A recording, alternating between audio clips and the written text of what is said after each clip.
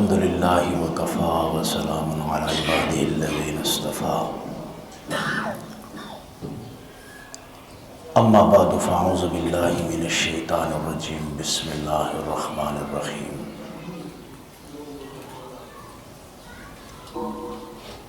قال اللہ تبارک وتعالی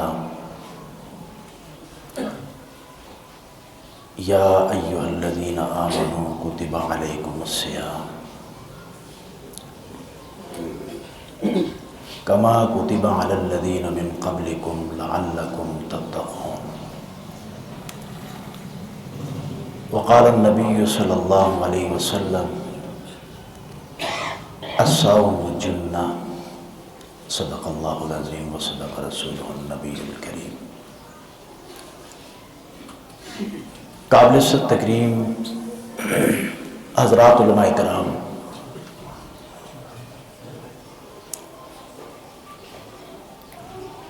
جامع مسجد عمر بن خطاب کی گرد و نواح سے تشریف لائے ہوئے غیور، جرأت مند، بہادر، دلیر میرے بھائیوں، دوستوں اور بزرگوں،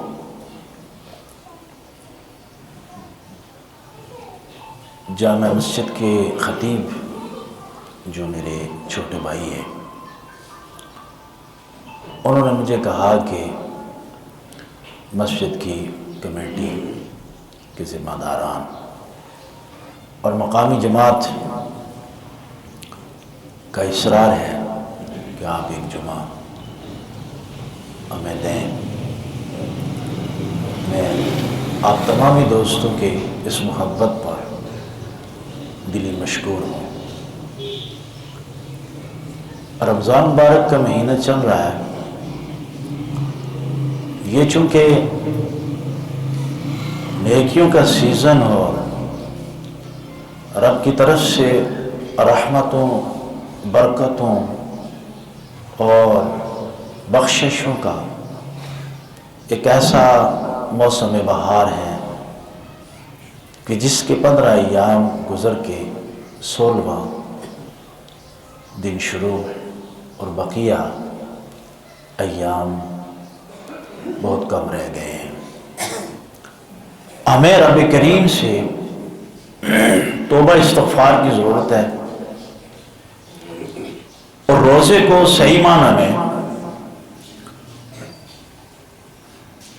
جناب نبی کریم صلی اللہ علیہ وسلم کے دیے ہوئے طریقوں کے مطابق رمضان کو گزارنا چاہیے۔ اس میں کوئی شک نہیں کہ رمضان مبارک کے اس بابرکت مہینے میں ایسے تاریخی واقعات ہیں اور ایسی بزرگ اور برتر شخصیات کا اس دنیا میں آنا یا دنیا سے جانا بھی اسی ماہ مبارک میں وقوع پذیر ہوا، جن کو بیان کرنا، جس کو سماعت کرنے سے یقیناً ہر انسان کی پرسنل یا اجتماعی جو سوسائٹی ہے اس میں یقیناً انقلاب آ سکتا ہے۔ میں عمل کی نیت سے سب سے پہلے رمضان مبارک کے روزے کے عنوان پہ آپ کے سامنے چند گزارشات رکھنا چاہتا ہوں۔ اللہ تعالیٰ قرآن پاک کو فرماتے ہیں یا ایھا الذین آمنوا کتب علیکم الصیام، اے ایمان والوں تمہارے اوپر روزے فرض کیے گئے۔ اب ایک تو ہمیں اس کے بیچ میں جانے کی ضرورت ہی نہیں ہے، سیدھا سیدھا ہمیں اس کے اوپر ایمان لانا، اور ایک جو بندہ مومن ہے اس کی جو روح ہے اور اس کا جو جذبہ ہے وہ بھی اس چیز کا تقاضا کرتا ہے کہ وہ فوراً اسی بات کے اوپر ایمان لے آئے کہ چونکہ اللہ نے حکم دے دیا بس میں نے ایمان لایا. لیکن چونکہ فلاسفرز نے جو امور اللہ تعالیٰ کی طرف سے فرض کیے گئے ان کی فلسفی بھی بیان فرمائی. مثلا قرآن پاک میں حکم آیا کہ اقیموا الصلاۃ، نماز قائم کرو. اقرأوا الصلاۃ کا حکم نہیں ہے کہ نماز پڑھو کا کہیں بھی نہیں ہے، قائم کرو. اس کے بارے میں علماء نے لکھا کہ نماز کی جو صفت ہے اس نماز کی صفت سے اس کے قیام کا پتہ چلتا ہے. اور وہ صفت کیا ہے؟ ان الصلاۃ تنہا عن الفحشاء والمنکر، کہ نماز روکتی ہے، فحشاء اور منکر سے روکتی ہے.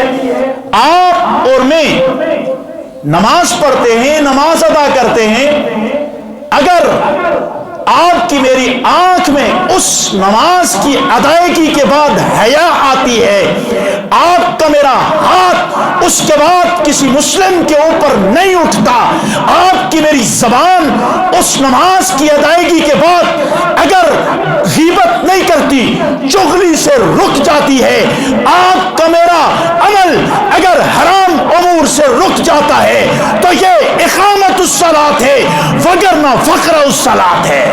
سبحان اللہ، سبحان اللہ، سبحان اللہ. اسی طرح فرمایا یا ایھا الذین آمنوا کتب علیکم الصیام، اے مومنو، چونکہ کافروں کے لیے تو خطاب ہے ہی نہیں. اے مومنو، تمہارے اوپر روزے فرض کیے گئے. یہ روزہ کیا ہے؟ الامساک عن الاکل والشرب والجماع من طلوع الفجر الى غروب الشمس. تین امور سے رکنا ہے، حالانکہ تینوں چیزیں حلال ہیں آپ کے لیے، رکنا ہے، رب نے حکم دے دیا رکنا ہے. اور فرمایا کہ یہ روزے کوئی نئی چیز نہیں ہے، یہ کوئی نئی ایسی بات نہیں ہے کہ تمہارے اوپر ہی فرض ہیں. کما کتب علی الذین من قبلکم، تمہارے سے پہلے بھی لوگوں کے اوپر فرض تھے. حضرت آدم علیہ السلام کے بارے میں آتا ہے کہ ان کے اوپر فرض کی حیثیت سے وہ ایام بیس کے روزے رکھتے تھے ہر اسلامی مہینے کی 13، 14 اور 15 تاریخ کو. وہ ان کے اوپر فرض تھے، ہمارے لیے مستحب ہے. نوح علیہ السلام کی قوم چونکہ بڑی سخت اکڑ اور بڑی سخت مزاج لوگ تھے، بڑے سخت جان اور سخت طبیعت کے لوگ تھے، ان کی اس اکڑ کو ختم کرنے کے لیے پورے سال کا روزہ ان کے اوپر فرض ہے. حضرت داؤد علیہ السلام کے بارے میں آتا ہے کہ ایک دن روزہ رکھتے، دوسرے دن افطار کرتے. عیسیٰ علیہ السلام کے بارے میں آتا ہے کہ 2 دن روزہ رکھتے، تیسرے دن افطار کرتے. یہ ان امتوں کی بات ہے.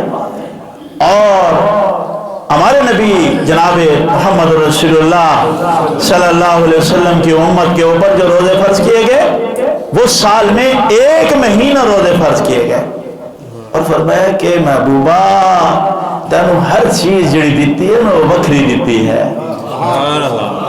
محبوب تجھے تو سابقہ امتوں کے اوپر بھی روزے فرض کیے گئے، لیکن محبوب تیری امت کے روزے داروں کی کیا بات ہے. تیری امت کے روزے داروں کا روزہ عام روزہ نہیں ہے. تیری امت کے روزے داروں کا روزہ 24 گھنٹے کا بھی نہیں ہے، بلکہ کل ملا کے شاید 10، 11 یا 12 گھنٹے کا بنتا ہے. لیکن آقا نے کیا فرمایا کہ 5 خصوصیات اللہ نے مجھے عطا کی ہیں. پہلی بات، میری امت کے روزے داروں کے منہ کی بو جنت کے مشک و عنبر سے زیادہ قیمتی ہے. اچھا، یہ مشک و عنبر سے زیادہ قیمتی ہونا کیا ہے؟ علماء نے لکھا کہ اس امت کے روزے دار کے منہ کی بو، یہ جو منہ سے بدبو سی شروع ہو جاتی ہے نا، معدہ خالی ہونے کی وجہ سے سمیل، کبھی تو بندہ بیٹھتا ہے بات کرتا ہے نا، دوسرے لوگ بھی اس کو محسوس کرتے ہیں، اور کبھی ایسا ہوتا ہے کہ بندہ اپنے آپ میں اس کو محسوس کرتا ہے. یہ منہ کی بو رب کے ہاں اس امت کے روزے دار، حضور صلی اللہ علیہ وسلم کی امت کے روزے دار کی منہ کی بو اللہ کے ہاں جنت کے مشک و عنبر سے زیادہ قیمتی ہے۔ وہ کیسے کہ کل قیامت کے دن جب اعمال کا ترازو لگایا جائے گا، ایک طرف اس امت کے روزے دار کی منہ کی بو رکھ دی جائے گی اور دوسری طرف جنت کے مشک و عنبر کو رکھا جائے گا۔ میرے رب کا کرم، میرے آقا کے طفیل، اس امت کو اتنا بڑا امتیاز دے دیا گیا کہ اس پلڑے میں، حشر کے میدان میں، اس پلڑے میں جہاں ایک طرف جنت کی مشک و عنبر ہوگی، دوسری طرف امت کے روزے داروں کے منہ کی بو ہوگی، اور جنت کے اس پلڑے کا جس طرف روزے دار کے منہ کی بدبو ہوگی وہ پلڑا باری ہو جائے گا۔ سبحان اللہ، اس قدر قیمتی ہے، سبحان اللہ، اس قدر قیمتی ہے۔ میرے بھائیو، صرف اخلاص شرط ہے۔ اللہ آپ اور مجھے اعمال برا بنا دے۔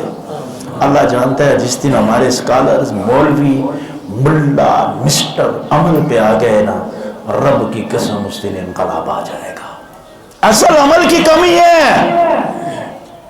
فرمایا کہ صرف یوں ہی نہیں ہے، روزے دار کے منہ کی بو،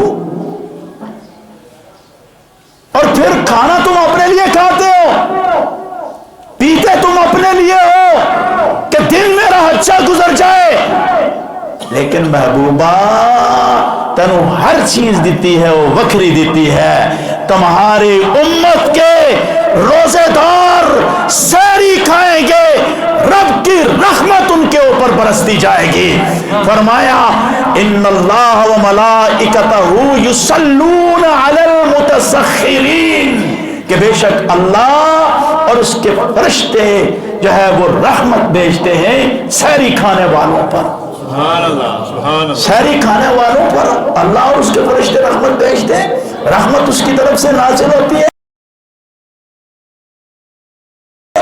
اس کا کیا معنی؟ اگر اس کی ہم تھوڑی سی مناسبت کریں نا، ان اللہ و ملائکتہ یصلون علی النبی یا ایھا الذین آمنوا صلوا علیہ وسلموا تسلیما، اس کی طرف کریں تو یہاں سے پتہ چلتا ہے کہ رب کی ایک رحمت خاصہ ہے جو محبوب حضرت محمد صلی اللہ علیہ وسلم کی روزہ اطہر کے اوپر سال بھر برستی رہتی ہے، 24 گھنٹے برستی رہتی ہے، اور رمضان کی برکت کی وجہ سے اس امت کے روزے دار جب سحری کرتے ہیں تو رب رحمان اپنے محبوب کی اس توسط سے وہ جو رحمت خاصہ رب کی اس کے روزے پہ برستی ہے وہ اس امت کے ہر روزے دار کے اوپر برسنا شروع کر دیتی ہے۔ سبحان اللہ، سبحان اللہ، سبحان اللہ۔ یہ تو دوسری بات فرمایا کہ میری امت کے اس روزے دار کی خصوصیت یہ ہے کہ اس کے لیے سمندر کی مچھلیاں توبہ استغفار کرتی ہیں، اور یہ آخری حد ہے، آخری حد ہے۔ سمندر کی مچھلیاں کیا کہنا کہ جس سے اللہ کو محبت ہوتی ہے نا، فرشتوں پہ اعلان کرتے ہیں ملا اعلیٰ میں کہ وہ بندہ جا رہا ہے، دیکھو نا میری خاطر بھوک پیاس برداشت کر رہا ہے، لیکن جاؤ تم مجھ سے محبت کرو۔ فرشتے نیچے اعلان کرتے ہیں، آسمانی دنیا کے فرشتے دنیا میں اعلان کرتے ہیں کہ لوگوں فلاں شخص سے اللہ کو محبت ہے، فرشتوں کو محبت ہے، لہذا تم بھی محبت کرو۔ تو علماء نے لکھا کہ جب وہ محبوب خدا جو جس سے رب محبت کرتا ہے آسمانوں کے ذریعے زمین پہ اعلان ہوتا ہے، وہ چلتا رہتا ہے زمین کے اوپر، تو اس سے زمین کی ہر مخلوق محبت کرتی ہے۔ تو میری اس امت کے روزے دار جب مسلمان روزہ رکھتا ہے رب کے لیے رکھتا ہے، لیکن روزہ بھی یوں رکھتا ہے کہ اس کی آنکھ کا بھی روزہ ہوتا ہے، اس کے کان کا بھی روزہ ہوتا ہے، اس کے دماغ کا بھی روزہ ہوتا ہے، اس کے ہاتھ کا بھی روزہ ہوتا ہے، اس کے قدم کا بھی روزہ ہوتا ہے، اس کی زبان کا بھی روزہ ہوتا ہے۔ یوں وہ جب وہ روزہ رکھتا ہے تو زمین کے اوپر چلتا ہے، ہر شخص اس سے محبت کرتا ہے، درختوں کی ٹہنیاں یہاں جھک جھک کے اس کو سلام کرتی ہیں، یہاں تک کہ سمندر کی مچھلیاں اس کے لیے توبہ استغفار کرتی ہیں۔ سبحان اللہ۔ لیکن ہے کیا، ہمارے ہاں ہم سمجھتے ہیں نا کہ روزہ بس صبح سے شام تک رکھا، دن دوپہر کے وقت آنکھیں اتنی نکلی ہوئی، کام میں نے روزہ لگ گیا ہے ہی، بس ہماری یہ ایک قسم کے رسمی روزے ہیں، دن پورا روزہ ہمیں لگتا ہے اور افطاری کے بعد ہم روزے کو لگتے ہیں۔ یوں روزہ نہیں، بلکہ روزہ آنکھوں کا روزہ، آنکھوں کی نظر کی حفاظت، کانوں کی حفاظت، زبان کو غیبت سے بچانا ہے۔ حضور اسلام کے دور میں نا صحابی رسول اللہ صلی اللہ علیہ وسلم عرض کیا، یا رسول اللہ صلی اللہ علیہ وسلم، دو عورتیں مرنے کے قریب ہیں، بالکل پیاس سے مر رہی ہیں، روزے دار ہیں۔ آقا نے سنت توجہ نہیں دی، پھر تھوڑی دیر کے بعد آ گیا، نے کہا جی آقا وہ دو خواتین ہیں، روزے سے ہیں اور مرنے کے قریب ہیں۔ حضور اسلام نے فرمایا بلاؤ ان کو، بلایا، انہیں کہا یہ پیالہ کیا کرو؟ ایک نے کہا کہ بھائی اس کے پیٹ میں ہی کوئی چیز نہیں ہے، زبان سوکھی ہوئی ہے، اس کو کہا جی کیا کرو؟ اس نے کہا کہ خون کے لوتھڑے باہر ہیں، ہڈیاں باہر ہیں۔ دوسری کا تو کیا کر؟ اس کا بھی یہی ہوا اور پیالہ بھر گیا۔ حضرت نے فرمایا کہ حلال چیزوں سے تو روزے سے تھی، لیکن حرام چیزوں سے روزے سے نہیں تھی، اپنے بھائیوں کی غیبت کرتی تھی، اور غیبت کرنا ایسا ہے جیسے اپنے مردہ بھائی کا گوشت کھانا ہے۔ اگر ہم سمجھ جائیں نا حقیقی طور پر کہ ہم نے روزہ رکھنا ہے اور صرف اللہ تعالیٰ کے لیے رکھنا ہے، تو یقین مانیے اللہ رب العزت کی طرف سے وہ انعام ہے کہ انسان کی سمجھ سے باہر ہے۔ تیسری خصوصیت بہت مختصر کر رہا ہوں، تیسری خصوصیت یہ ہے کہ روزانہ اس امت کے روزے دار کے لیے جنت کو مزین کیا جاتا ہے۔ جنت تو ویسے ہی مزین ہے، لیکن روزانہ تیار کیا جاتا ہے، بے اکثار روزہ رکھ کے، پیاس برداشت کر کے، بھوک برداشت کر کے، ابھی تیرے اندر آنے والے ہیں، لہذا تو معطر ہو جا، تیار ہو جا۔ اس امت کے روزے دار سے رب کو کتنی محبت ہے۔ چوتھی چیز، روزے شروع ہونے سے پہلے سرکش شیاطین کو گرفتار کر دیا جاتا ہے۔ اب سوال یہ پیدا ہوتا ہے کہ آپ اور ہم جو لڑائی جھگڑے کرتے ہیں روزے کی حالت میں، اتنا کچھ جو ہم کرتے ہیں، اب شیطان تو گرفتار ہے، اس میں کوئی شک نہیں ہے، صحیح احادیث سے ثابت ہے۔ یہ مولانا عمران نے ابھی تازہ بخاری شریف پڑھی ہے، احادیث سے بالکل ثابت ہے، صحیح حدیث سے ثابت ہے کہ سرکش شیاطین کو جکڑ دیا جاتا ہے، لیکن اس کے باوجود آپ اور میں روزے سے ہوتے ہیں لیکن غیبت نہیں چھوڑتے، حرام امور ہم سے ہو جاتے ہیں، جھوٹ بول لیتے ہیں، حرام امور کی طرف ہم چلتے ہیں۔ اس کی کیا وجہ ہے؟ علماء نے لکھا اصل میں 11 مہینے نا شیطان اس قدر ہمارے اوپر حاوی ہوتا ہے کہ ہمارے اعضاء و جوارح میں اس نے اتنا اثر سرایت کیا ہوتا ہے کہ وہ خود تو جھگڑا ہوتا ہے لیکن اس کے اثرات ہمارے جو ہے نا جسم کے اعضاء میں ہوتے ہیں۔ اللہ تعالیٰ اس شیطان سے ہماری حفاظت فرمائے۔ پانچویں چیز، روزانہ دعاؤں کو قبول کیا جاتا ہے رب کے ہاں۔ کئی لاکھ احادیث میں آتا ہے کہ لاکھوں لوگوں کی ایک ٹائم بخشش ہوتی ہے، ایک دن میں، ایک وقت میں، سحری کے وقت میں، شام افطاری کے وقت میں، تراویح کے بعد کی دعا میں۔ اللہ تعالیٰ ہم سب کو کی بخشش فرمائے۔ یہ 5 خصوصیات کے بعد اب سوال یہ پیدا ہوتا ہے کہ رب کے رزق میں تو کسی قسم کی کمی نہیں، اس کے بجٹ میں تو کوئی کمی نہیں ہے، پھر یہ انسان کو بھوک اور پیاس میں رکھنے کا سے مقصود کیا ہے؟ ایک وجہ تو شیخ الہند نے لکھی کہ اس کی یہ ہے کہ انسان وقت کا پابند بن جائے، وقت کا پابند بن جائے۔ دوسری چیز، قانون کا پابند بن جائے۔ قانون کیا ہے؟ قانون یہ ہے کہ حرام چیز کے قریب بھی مسلمان نہیں جاتا. ہمارے یہاں سوال ہوتا ہے نا، حرام فلانی حرام ہے. حرام دور صحابہ اور تابعین تبع تابعین اور خیر القرون کے دور میں یہ تھا کہ مشکوک چیز کے بارے میں سوال ہوتا تھا. اب تو حرام کے بارے میں لوگوں، سود حرام ہے. حضور نے کہا فرمایا 70 اس کے درجے ہیں گناہ کے، اور سب سے ادنا یہ ہے کہ جیسے بیٹا اپنی ماں سے زنا کرے. اور وہ نظام آپ کے میرے ملک میں نافذ ہے، وہ بینکاری سسٹم، اس کے تحت آپ اور میں جی رہے ہیں. ملک بحران میں کیا، یہ تو ملک کھوٹے لین لگ جاتا، یہ پتہ نہیں رب کی وجہ سے اور یہ اس کے شہداء جنہوں نے پاکستان بنانے کے وقت قربانیاں دی ہیں ان کی وجہ سے یہ بچا ہوا ہے. حکمرانوں، ملک کو بحران سے نکالنے کا طریقہ ایک پارٹی کو ہٹا کے دوسری پارٹی کے حوالے اقتدار کرنا نہیں. اس ملک کو بحران سے نکالنے کا واحد طریقہ یہ ہے کہ یہاں اسلامی بینکاری نظام کو نافذ کیا جائے، یہاں اسلام کو بحیثیت نظام نافذ کیا جائے. یہ ملک بحران سے نکل جائے گا.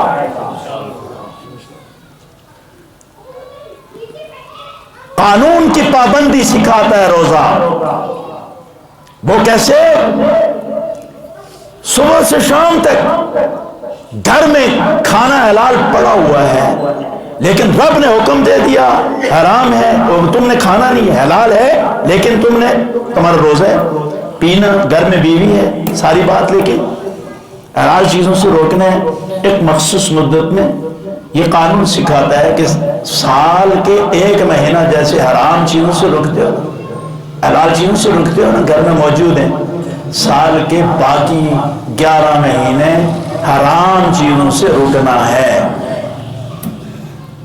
حرام چیزوں سے، غیبت سے، چغلی سے رکنا ہے، جھوٹ سے رکنا ہے، فراڈ سے رکنا ہے، کسی سے فراڈ کر کے مال لینے سے رکنا ہے، کسی کا مال غصب کرنے سے رکنا ہے،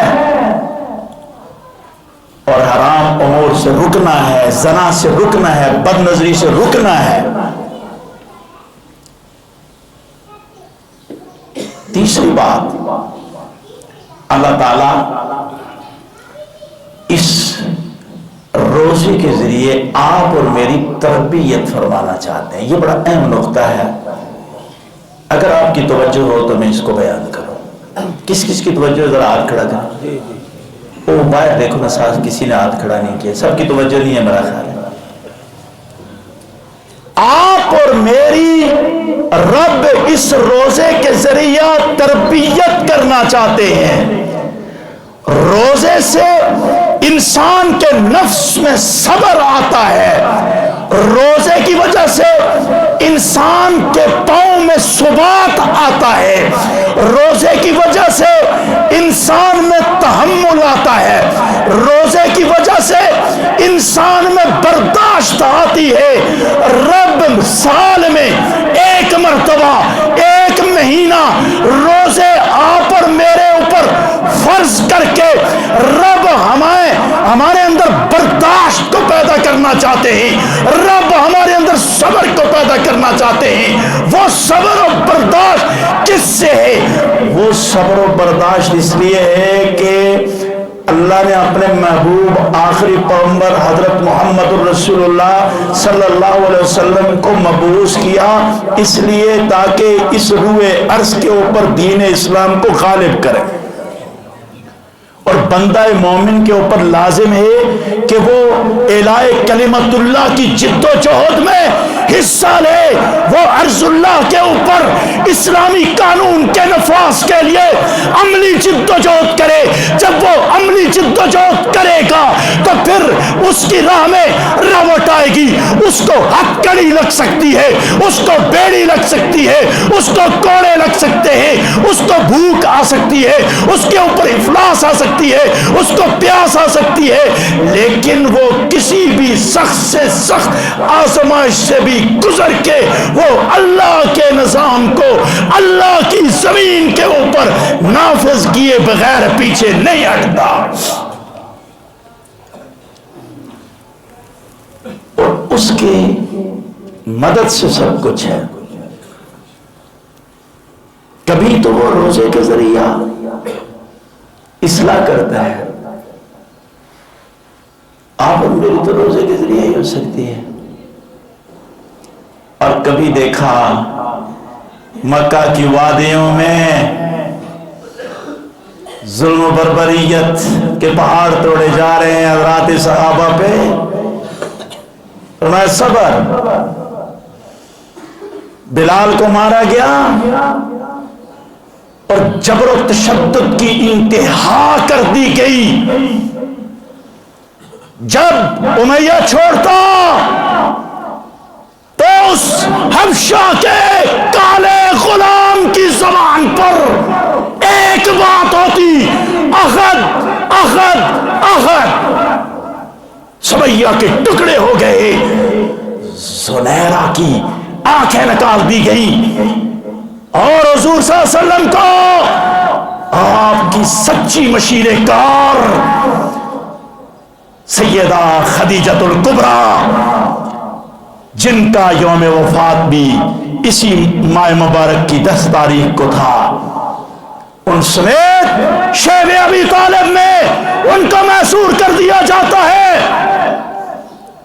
یہاں تک کہ روایات میں آتا ہے کہ محصور خواتین کی چھاتیوں سے دودھ خشک ہو گیا اور پتے کھانے پہ صحابہ مجبور ہو گئے. یہاں تک کہ راہیں روک دی گئی. سرزمین مکہ کو تنگ کر دیا گیا. اتنا ظلم کہ وہ نبی کہ جو زمین میں اشارہ کرے چاند 2 ٹکڑے ہو جائے، وہ نبی کہ جس کی پیدائش پہ کیسر و کسرا کے محلات میں زلزلہ بپا ہو، اس کے اوپر اونٹ کی اوجڑی پھینک دی گئی. ظلم و ستم کا بازار گرم کر دیا گیا. فرمایا صبر صبر صبر. ارے مکہ چھوڑنے پہ مجبور کر دیا گیا. ساتھ کون ہے؟ ابو بکر صدیق. ابو بکر سارا ہی کچھ لوٹا گیا، کچھ نہیں بچایا. آیا تھا تو بہت بڑا بینک بیلنس والا تھا. جب دنیا سے جا رہا تھا تو کفن کے اوپر بھی ٹاکیاں تھیں، جسم کے کپڑوں کے اوپر بھی ٹاکیاں تھیں. چشم فلک نے یہ بھی دیکھا کہ حکمران ہوتے ہوئے بھی مزدوری کرتا تھا. ساتھ گیا، حضور علیہ السلام کے ساتھ چلے. مکہ چھوڑنا پڑا. ظلم و ستم کی لوگوں انتہا ہو گئی. مدینہ پہنچے، حکم ہو گیا کہ اب ان کی ٹھوکائی کرو، مارو ان کو. یہ ایسی قوم ہے، یہ کفار کی خصلت ایسی ہے، جب تک ان کی گردنوں اور ان کے جوڑ کو نہیں کاٹا گیا اس وقت تک یہ باز نہیں آتے. لہذا حکم ہوا کہ مارو. کتاب المغازی میں ہے، بہت ساری چھوٹی موٹی جڑپیں ہیں، لیکن غزوہ بدر یہ اسلام اور کفر کے درمیان یہ پہلا فیصلہ کن مارکا ہے، جس میں مسلمانوں کے پاس تو بے شمار گھوڑے تھے نا. او بھائیو، 313 تھے تو 2 گھوڑے تھے، 70 اونٹ تھے. کسی کے پاس پاؤں میں پہننے کے لیے کچھ تھا تو کسی کے پاس نہیں تھا. کسی کے پاس لباس پورا تھا، کسی کے پاس نہیں تھا. تیاری بھی مکمل نہیں تھی. ادھر کفار کو پتہ چلا نا، اور سامان ساز و سامان سے 1000 کا لشکر لیس ہو کر آیا. گھمنڈ تھا ان کو، گھمنڈ تھا، فخر تھا. مال کے اوپر فخر تھا، جائیداد کے اوپر فخر تھا. اور پتا چلا نا ان کو، ابو جہل کو. اس نے کہا وہ جو کل جن کو ہم نے مکہ سے مار کے نکالا، آج ان کی یہ نیت ہے. فلاں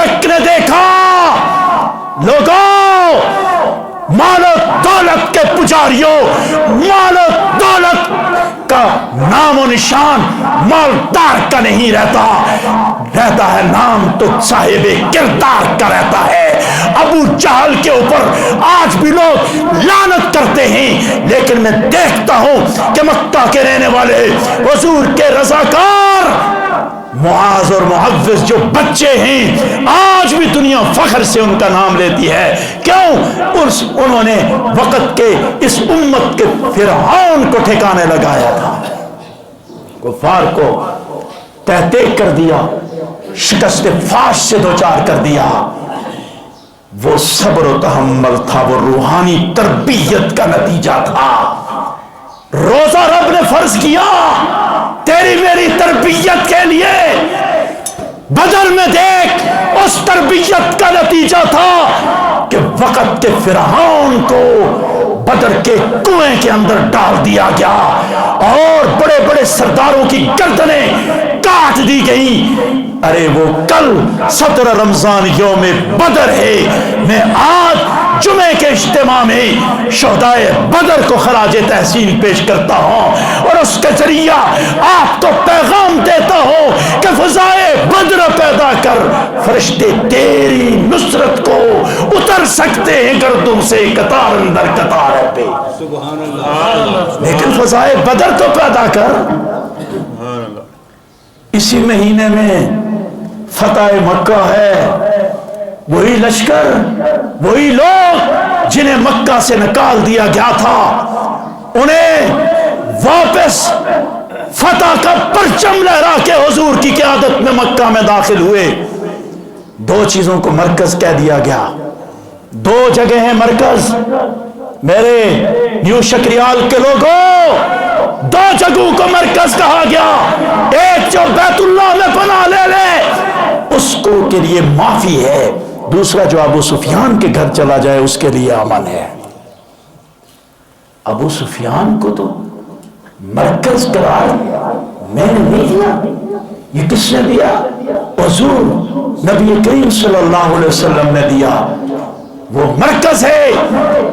और इसी माह मुबारक में सैयदा आयशा सिद्दीक़ा रज़ी अल्लाह ताला अन्हा का यौम वफ़ात है कल 17 तारीख को, और सैयदा अफीफा तय्यबा ताहिरा आपकी और मेरी माँ अम्मी आयशा सिद्दीक़ा रज़ी अल्लाह ताला अन्हा वो उम्मुल मोमिनीन है कि जो नबी करीम सल्लल्लाहु अलैहि वसल्लम के तन्हाई के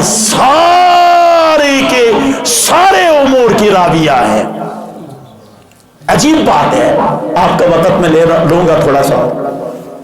अजीब बात है कि आज सिहोनी आलाकार जिसका मरकज तेहरान में है, वो अगर उंगली उठाता है अबू सुफियान के घर पे उठाता है जिसको नबी ने मरकज करार दिया, या उम्मुल मोमिनीन सैयदा आयशा सिद्दीका पे उठाता है। वजह क्या है? वजह यह है कि वो आप और मुझसे हकीकी दीन को मसख करके वो एक नया दीन मन गढ़त दुनिया में प्रोमोट कराना चाहता है। सैयदा तय्यबा ताहिरा उम्मुल मोमिनीन सैयदा आयशा सिद्दीक़ा रज़ी अल्लाह ताला अन्हा, जिनके लिए, जिनकी गवाही के लिए, जिनकी तत्हीर की गवाही के लिए अल्लाह का कुरान उतरा, वो आयशा सिद्दीक़ा के पैगंबर कहे कि हुमैरा मिसवाक चुबा कर दो। मरज़ुल वफ़ात में अम्मा ने मिसवाक चुबा के दिया, अम्मा का चुबाया हुआ मिसवाक पैगंबर सल्लल्लाहु अलैहि वसल्लम ने खुद किया। उनकी तमाम तर इनकलाबी रवायात को उनके ऊपर सबो शितम करके मसख करने की कोशिश है। और उनके और उम्मुल मोमिनीन है सैयदा आयशा, किसने कहा? कुरान ने कहा ना उम्मुल मोमिनीन है, नबी की तमाम अज़वाज मोमिनों की माएँ हैं, ये कुरान ने कहा ना। तो जब वो माँ हुई, अम्मा आयशा माँ हुई, तो हजरत अली बेटा हुए, सैयदना अली बेटा हुए ना। मैं आज के इज्तिमा के तवस्सुत से 21 रमजान सैयदना अली रज़ी अल्लाह तआला का यौम वफ़ात शहादत है। 17 रमजान سیدہ عائشہ صدیقہ رضی اللہ تعالیٰ عنہ کا یوم وفات ہے. میں آج کے اجتماع کے توسط سے کہنا چاہتا ہوں اس ملک میں امن چاہیے تو سیدہ عائشہ اور حضرت علی کے درمیان جو ایثار اور محبت کے جذبات ہے اس کو بیان کرنا ہوگا, اتحاد کے معاملات کو بیان کرنا ہوگا. میں کہنا چاہوں گا کہ جو نظریہ ماں عائشہ کا تھا وہی نظریہ بیٹے علی کا تھا, جو عقیدہ ماں عائشہ کا تھا وہی عقیدہ بیٹے علی کا تھا, جو سوچ ماں عائشہ کی تھی وہی سوچ بیٹے علی کی تھی, جو عبادت کا طریقہ ماں عائشہ کا تھا وہی عبادت کا طریقہ بیٹے علی کا تھا, جو جرت ماں عائشہ کی تھی وہی جرت بیٹے علی کی تھی, جو انقلابی نظر و فکر ماں عائشہ کی تھی وہی انقلابی نظر و فکر بیٹے علی کی تھی. ان دونوں کے درمیان ماں اور بیٹے کے درمیان اختلاف کو وہی ظاہر کرنا چاہتا ہے جو ملک میں فرقہ بندی کرنا چاہتا ہے, جو ملک کو فساد کی لپیٹ میں لانا چاہتا ہے. ہم کہتے ہیں ہم ان صحابہ اور اہل بیت کے درمیان احسان محبت بھائی چارے کی فضا کو عام کر کے اس ملک کو ایک فلاحی ریاست بنوانا چاہتے ہیں. کیا یہ ہمارا طریقہ ٹھیک ہے؟